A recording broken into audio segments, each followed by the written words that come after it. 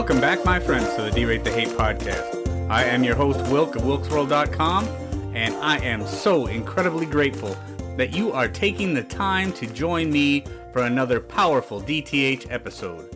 Friends, at the D-Rate the Hate podcast, it's all about bettering the world one attitude at a time. See, we did not create the hate, but with your help, we can derate the hate. That all starts with gratitude and personal accountability. We cannot control everything that happens to us in life, but we can control how we react to it. How we act, how we react, no matter what happens to us, how we react to it makes the difference. Friends, there is only one good thing about a bad attitude, and that is that we have the ability as individuals to change it. Here on the DTH podcast, we strive to bring you great guests and provide tools to do just that. Please be sure to share it with your friends, subscribe if you haven't done so. Ratings and feedback are always greatly appreciated. And with that, let's get to this week's episode. Hey friends, what good is freedom if you do not take advantage of it? Now I ask this question because I have realized lately that I have not been taking full advantage of the life that I get an opportunity to lead. Now I am so incredibly grateful for so much in my life. But one thing I have very, very little of is spare time. And that became more evident to me this past week than it has in a very long time. When we started getting ready for a little camping trip, a little family camping trip that we have coming up here in the next week or so. So this camping trip is not just our family, but it's a bunch of our extended family on my wife's side. A bunch of us get together one weekend a year, family camp, and this year we happen to be doing a little shooting. So we're going to be shooting a little trap, a little pistol shooting, maybe some long-range rifle shooting, and I thought, you know what, I haven't shot trap in a little while, I should get out my thrower and brush up on my skills a little bit. So I went to the garage, and there sits a box in my garage with a brand new powered trap thrower that I got for my birthday from my wife last year. In the box. Hadn't even been opened. The tape still intact. The receipt still taped to the box. Hadn't even touched it. And I thought, this is crazy. This is ridiculous. What am I doing? This beautiful gift my wife got me for my birthday nearly a year ago was sitting in the garage untouched, which means I haven't done any trap shooting in all of that time. I haven't even put together this beautiful gift my wife got me. That got me to thinking about so many things that we have not done this summer. I looked across the yard. My boat is still sitting there with the tarp on it. Hasn't even moved all summer long. We don't even have fishing licenses this year. I looked at our great camper, the camper that we so desperately wanted to buy a few years ago so we could do all these different family camping trips and things that we wanted to do. And I looked at that camper that gets used maybe once or twice a year that now we're cleaning up for this particular trip. And I thought, we haven't even taken the kids out this year to do any camping. We haven't done anything. So that's where I'm getting, friends. Time is very precious. Family time is very precious. And I am spending far too much time between my career and all the other things that I have going on with this podcast and all the other things that I have my hands dipped into right now. And I just want to say that the next couple weeks, I have an incredibly busy schedule. And with that being said, I am going to take a little time off. I am going to run a couple replay episodes of some good stuff that I've done in the past. And I hope you'll continue to support the D-Rate the Hate podcast. And just bear with me for a little bit while I take a little breather, spend some time with my family, and just enjoy this beautiful life that God has graced me with. So in this replay episode that I've pulled out of the DTH archives, I got to thinking this week about the brutal and heinous attack that the Islamic terrorist group Al-Shabaab did in Mogadishu a couple days ago. And that got me thinking about my friend Muhammad Ahmed, Average Muhammad, and the great work that he does to battle extremism, battling an idea with an idea. And I just wanted to play for you the replay of that first conversation that I had with Muhammad Ahmed, my friend, back in episode 49. So check it out. Please be sure to share it with your friends. And as always, I am so incredibly grateful for all the support and each one of you that has taken the time to listen to the Derate the Hate podcast. Here we go. Good evening, Muhammad Ahmed. Thank you for joining the Derate the Hate podcast. I greatly appreciate you joining me this evening. Pleasure is all mine. Thank you so much for inviting me. Thank you. Average Muhammad is your website, and I've been looking over some of your videos. It seems like a phenomenal cause, and I'm so grateful that one of our common friends turned me on to averagemuhammad.com. Rick and Barbara from Braver Angels, who I interviewed last week, turned me on to your site, and I've been studying a little bit, and I think what you've got going on is fantastic. So I've seen on your site, averagemuhammad.com, the statement, "It takes an idea to defeat an idea." And then I've heard you talk about the alternative narrative. If you could, for me and my listeners, please explain that way of thinking. It takes an idea to defeat an idea. And what is that alternative narrative? Well, if you look at it from the perspective of what is hate, hate is thought. Hate is an idea. Basically, it's built on an ideology that the other person next to you is less than you, based on race, color, religion, sexuality, or national origin. And our goal is to say, look, we have ideas to counter that. And it will take ideas which are ideals within our country, for example, America, which basically is what we aspire to be, which is anti-racism, anti-Semitism, anti-homophobia, anti-Islamophobia, and anti-Christianity. Basically, we create the concepts and the ideas to teach the next generation these values, promoting the values of peace, which is fundamentally a human value, which is also an Islamic value, promoting the value of democracy, which basically means promotion of our system of governance with all the liberties and rights. And the third part is anti-hate, whether it's from extremists or from governments. That's excellent. And I don't know how familiar you are with the Derate the Hate podcast yet, but one of the things that we say is we did not create the hate, but with your help, we can derate the hate. Very similar to your message, putting out common values and doing things that will bring that hate level down and bring the commonalities that we all have together so that we can better the world. So I really do love, I love that. And I've, like I said, I've watched several of the averagemuhammad.com videos, and I think it's very unique the way that you're going about it. And obviously you are gearing your videos towards the younger generation of Muslim Americans and the Muslims that are being brought up in our country now, and espousing the values that made America great, and espousing the ideals of peace. You talk about peace up, extremist thought out. So I love those little videos. You talk about, in the videos, you talk about extremists putting labels on Muslims. One of the videos that I watched of yours talked about Muslim extremists wanting to put labels on young Muslims and put those Muslims in a box to try and spread that hate and spread that separation and try to make them believe that everybody hates them.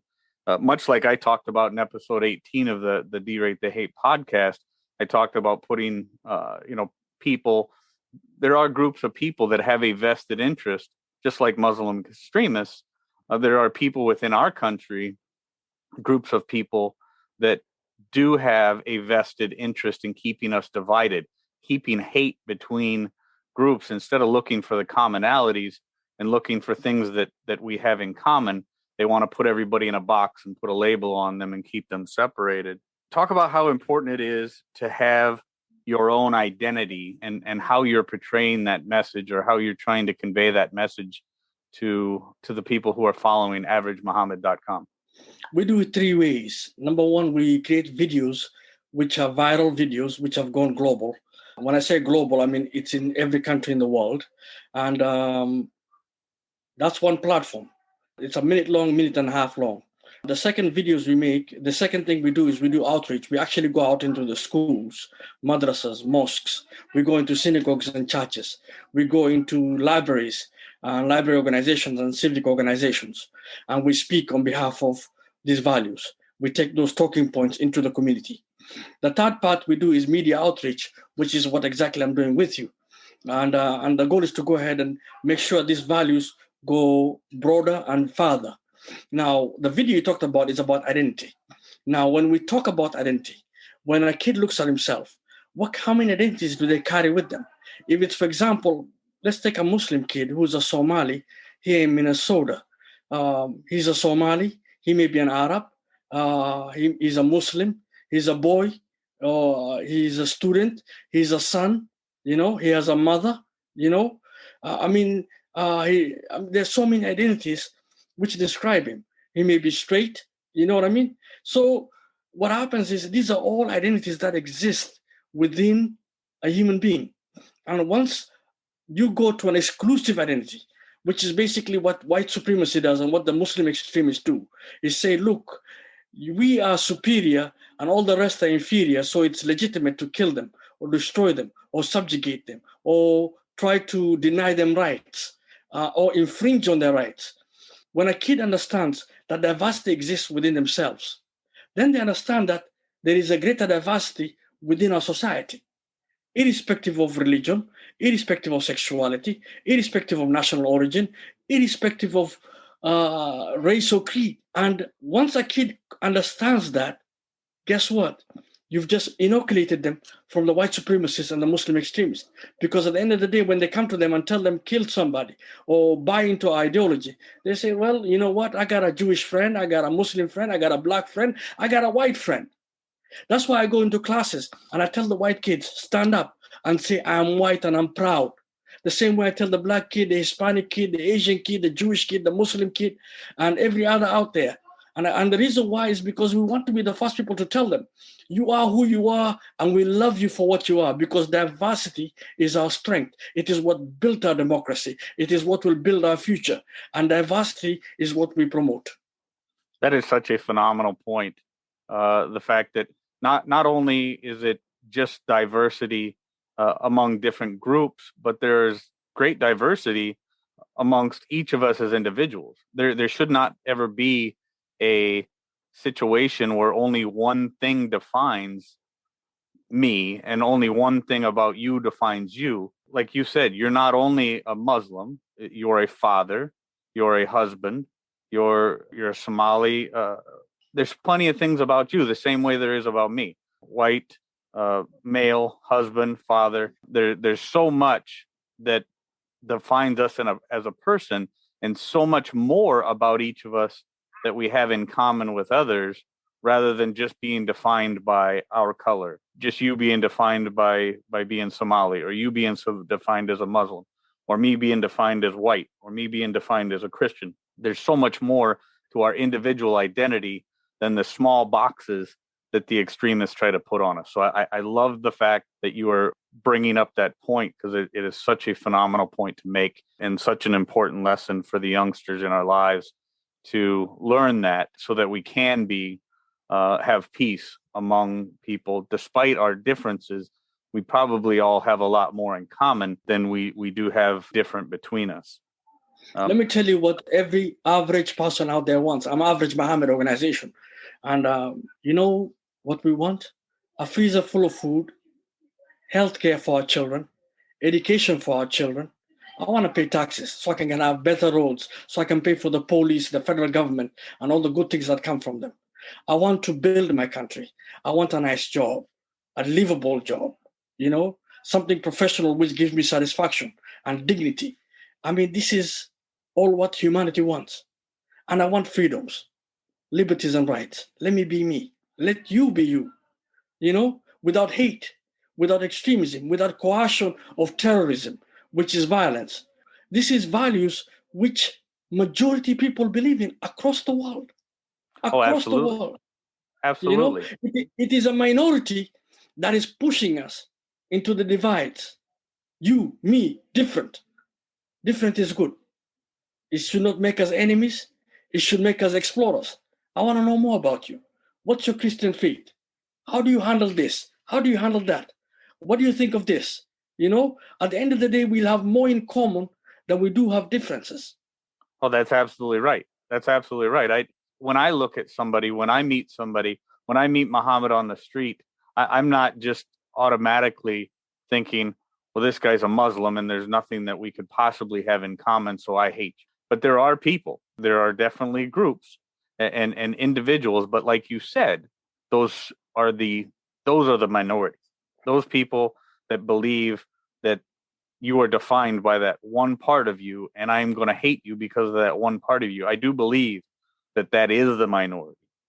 I do believe that we live in the greatest country in the world, and just like your value system, the things that you want in life, those things are the exact same things that I want in life. So again, just because you're a Somali Muslim and I'm a white Christian, we are not defined by those and those things alone. We do have much more in common than we have not in common. So that's such a phenomenal point to make.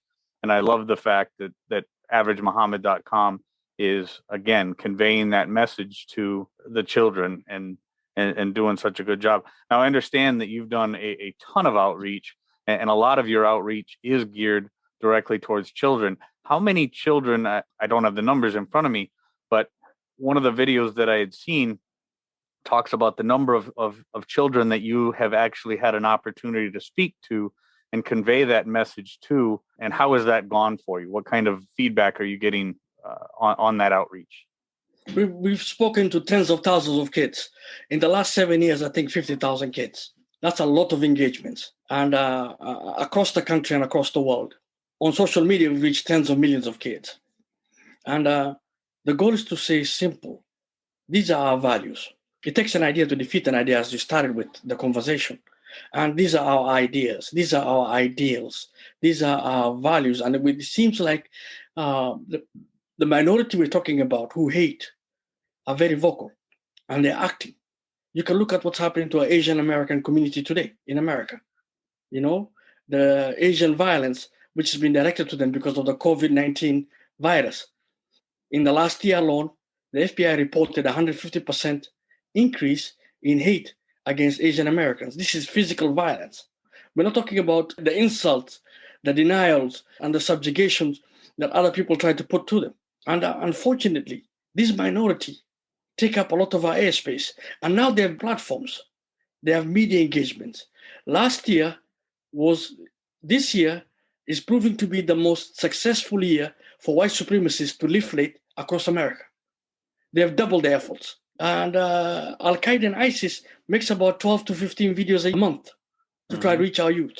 So there is this platform. There is media generated to that. There is people actively recruiting our kids. And our goal is to say, look, we will compete. Our values are superior. Majority of us believe in this. Let's get the minority. Let's talk to them. Let's engage them. Let's have a discussion. Let's open up the avenues of the marketplace of ideas. Because at the end of the day, our democratic process is better. Our values of peace is even better. Our values of anti-hate makes us live in a better world because we can get into the corporate world. We can get into the military. We can get into the federal agencies. We can get into the marketplace and survive and succeed. Because this is what is needed today in the modern world for you to advance. When you are exclusive and you hate, you've limited yourself. And if that ever comes out, people don't want to associate with you. There's a risk factor to it. And if you go violent, you're looking at jail time or death. This is not something which we want for our youth. Oh, absolutely not. No, that's a very good point. And that is one of the things that I talked about in last week's interview with Rick and Barbara is the fact that minority does seem to be, and whichever hate group it happens to be, but those hateful people do seem to have, in a lot of cases, have the loudest voices. So it will take people like averagemuhammad.com and the DrateTheHate.com podcast and Braver Angels, organizations like those do have to stand up and promote better values, promote better discourse between people of differing ideas. And I think that message has to be put out there. And you're right. That message will always, always be a better message for our youth, because the ideas of peace and freedom and loving one another as we love ourselves, that has to be the main message. Now, I watched your one video, A Muslim in the West, in which you talk about embracing the new ways of the West and maintaining the old ways of Islam and having the best of both worlds. I think that's incredibly important message too, that you convey to the young people and to the people of the Muslim faith as more Muslims emigrate to the United States and to the Western world. Now, it also, I mean, that makes me think of, and I actually saw you bring this up in another one of the videos. It makes me think of our motto, E pluribus unum, of many one. So expand on how this works, because there's a lot of people. I mean, I'm going to be very honest with you. I do not know much about the Muslim faith. I do know from sitting here having a conversation with you, you and I have very similar values. But how does, like you talked about in that video, bringing the new ways of the West home and teaching it to the old people of the old ways in the Muslim faith, and then also being able to embrace the old ways of the Muslim world at home and embrace the new ways of the West when you're in public or in a Western setting? How does that work? Well, it's simple. We believe in secular democracy. And the reason why I believe in secular democracy is because the majority cannot enforce their religion, their faith, or their creed on me. As a minority, this is very powerful. This is one of the most powerful things in our society. At the same time, too, we as a minority cannot enforce our ways on the majority. Now, when you come out into the public, you go to schools, you go to the malls, you go to work. These are secular settings. I'm a Muslim. Our women wear the hijab, but you will work with people who don't wear the hijab. You will go to malls and you'll see women wearing miniskirts instead of the long dresses which we are prescribed to do. And so we pray 5 times a day at home. But then again, when you go outside, not everyone else does the same thing. Now you have to find a balance between the two. And the reason why is secularism does not mean abandonment of our religion. It just means that we can't enforce it on others. And more importantly, we have to tolerate others being different than us. That is very important. That's the issue that most people who joined Al-Qaeda and ISIS were having a problem with, because they wanted to be a better Muslim. Guess what? The best of Muslims live in the West. You know why? Because we have freedom of religion. We have freedom of religion. We build mosques. We pray 5 times a day. We pay our zakah, meaning that we pay alms to the poor. We fast during Ramadan. We can pray in our mosques, during Ramadan. We are allowed to travel to go make Hajj, and these are important things. And so these freedoms exist here. You can go to China, where there's a concentration camp for Muslims, and basically re-education camps. Basically they don't want people to be Muslims. Or you can go to the Middle East, whereby it is drilled down by force into the community, meaning that it doesn't come from the person. Here in the West, it comes from us. It comes from our soul. It comes from our spirituality. No one is forcing us. I go to a mosque, right? Mm-hmm. Right here, across my house. And that mosque across the street has a liquor store across the street from it. That is the duality we live in. Yep. Liquor and alcohol is banned in Islam. So, we accept that they have a right to be there the same way he accepts we have a right to be in our mosque and say, don't drink. Mm-hmm. Yep. That is secular democracy. I think that's a fantastic point. And that's one thing I do believe that a lot of people don't understand. And that's why I wanted to bring that up, is because I think it is so important as people begin to understand that you and I do have a common value system, even though we have different, like I said, different religions, some different customs. But going back to the idea of e pluribus unum, of many one, that whole concept was never supposed to be you come here, you do exactly as we tell you to do. It's you come here, you maintain your individuality, your customs, and live within your customs, but assimilate into the ideals and the value system of the West, the freedoms that come along with being an American and everything else. So being able to be a practicing and faithful Muslim, as well as being a valued, freedom-loving, liberty-loving American citizen, those two are not mutually exclusive. They can be lived and loved together. And I think that's very important. And that's why I wanted you to bring it up. And thank you for talking about that. So averagemuhammad.com, tell me a little bit more about the different types of outreach you have coming up, what you have planned for the future, and how people can support your mission, because I do believe the mission of averagemuhammad.com is incredibly important. Well, a couple of things coming up. We are gearing up to go against QAnon and the militia. And we started creating messaging for them. And you'll find it on my YouTube page on Average Muhammad. It's going to go up on the website by Monday. And we're doing a GoFundMe to try to raise money to help Parents for Peace. Parents for Peace is an organization I associate with. And they have former Klansmen, former neo-Nazi, former militia members who man a hotline. And the hotline is it's to de-escalate people who are already extreme, or family members who are worried about how do I help my brother, my sister, my mother, my father from this extremist thinking. And you get tips from there. And we created a message for them on behalf of Parents for Peace in association with Average Muhammad. And the goal is to go ahead and put in the marketplace an opportunity to say, look, we love you. We understand where you're coming from. You are angry. You feel things are not the same. But this path you're taking is the wrong path. And we can help you get on the right path. Let me explain to you what I mean. I'm a Muslim. After September 11th, we went through things as a community. And we don't want our white community going through the same things. Let me tell you something. When the government comes to your house, when the surveillance on your phone, your car, your home, when they come to your workplace and start talking to your coworkers, when they come and you become violent and they start building a case against you, this is harming your community. This is harming your family. This is destroying your credibility within our society. You don't want that in your life. And No. We can help you. We can help you from getting there. And the goal is to say, look, these are the good guys, the FBI and the Department of Homeland Security. But at the end of the day, we don't want them dealing with you.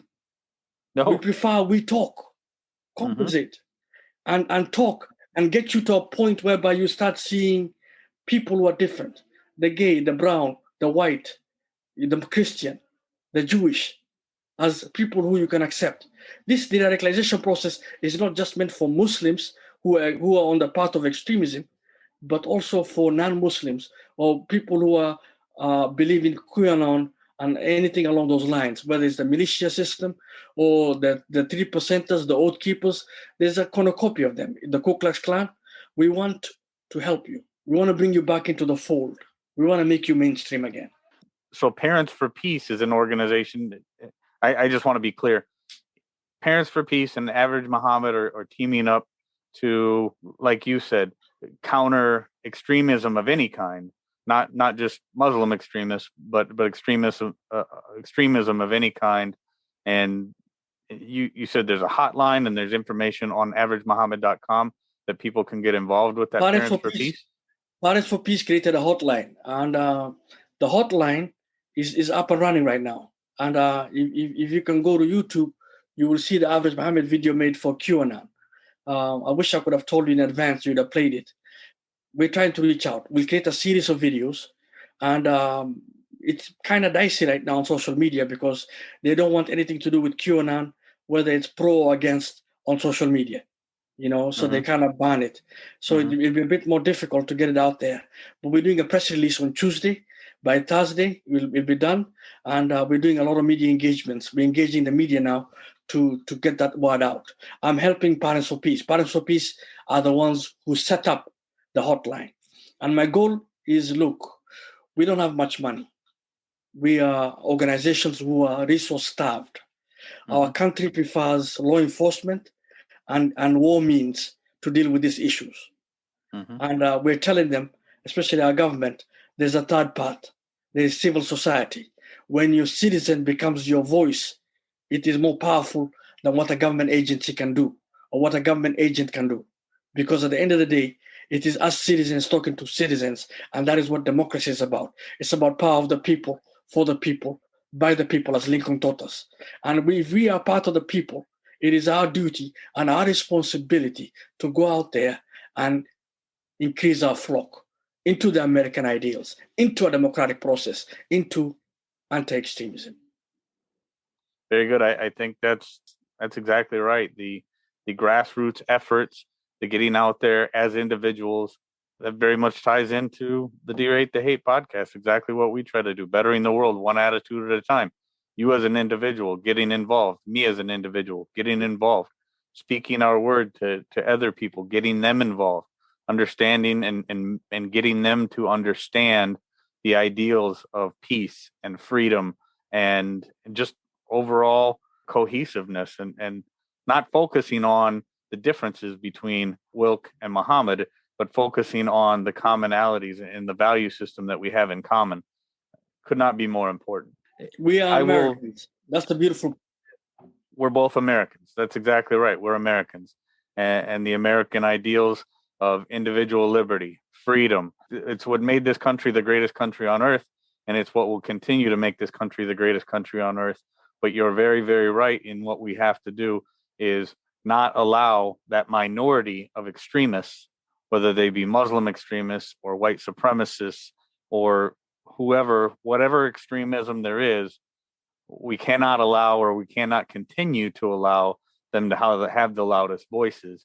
We have to stand up and make our message the better message, make sure that the youngsters that are coming behind us that will be the future of this country, making sure, and the future of the world.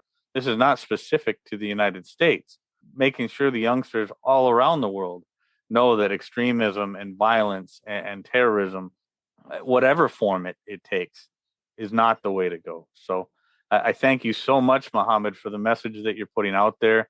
I think it's very unique the way that you do it with the little videos, and I like them. I've enjoyed them immensely so far, the ones that I've watched, because I do think that the message that they're putting out is so important. Is there anything else that you would like to, as we wrap up the interview, is there anything else? Now, I'll definitely put links to averagemuhammad.com and Parents for Peace and whatever other material you would like me to put, I'll put it in the show notes. Is there anything else as we wrap up this interview? Is there anything else that you would like to share with the listeners of the Derate the Hate podcast? I want to say I'm very proud of you for doing the podcast, because it's very important what you're doing. It is very valuable. So thank you so much for it. Well, thank you. Thank you for joining me. And I am definitely looking forward to us speaking again in the future. I think we have definitely got some things in common that we will definitely want to share and continue to be part of each other's movement in the future. Thank you, brother. Friends, if there's anything in this episode that provided exceptional value to you, please make sure to hit that share button. Share it with your friends, share it far and wide.